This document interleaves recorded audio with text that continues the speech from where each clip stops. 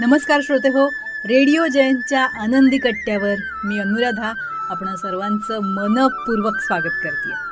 श्रोते हो, आपल्यापैकी प्रत्येकाच्या मनात असणारा छोटासा एक विचार आणि त्या विचारानुसार केलेली कृती खरोखरच आपल्या प्रत्येकाच्या स्वभावाचा आरसा ठरू शकते. याच विषयी एक फार छान पोस्ट वाचण्यात आली आजच्या आनंदी कट्ट्यावरून, ती तुमच्याशी शेअर करते.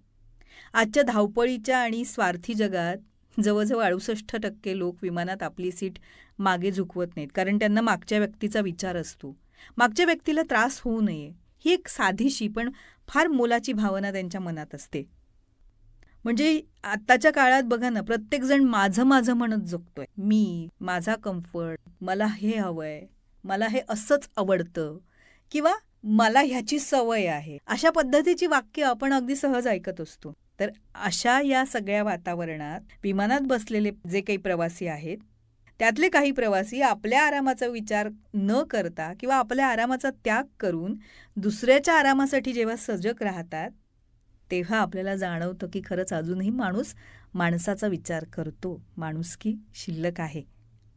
कधीकधी आपल्या कृती या शब्दांपेक्षा खूप मोठ्या असतात. खरं तर सीट मागे झुकवणं ही फार छोटीशी कृती आहे आणि एक बटन दाबलं तर ती कृती सहज होते. पण ते बटन न दाबणं, खुर्ची मागे न झुकवण्याची कृती करणं, तेही दुसऱ्याचा विचार करू, यामागे असणारा विचार फार मोठा आहे. एक सामाजिक जाणीव आहे त्या विचाराला. ही छोटीशी संवेदना आहे आणि ही संवेदना संवेदनशील मनात नक्कीच असू शकते.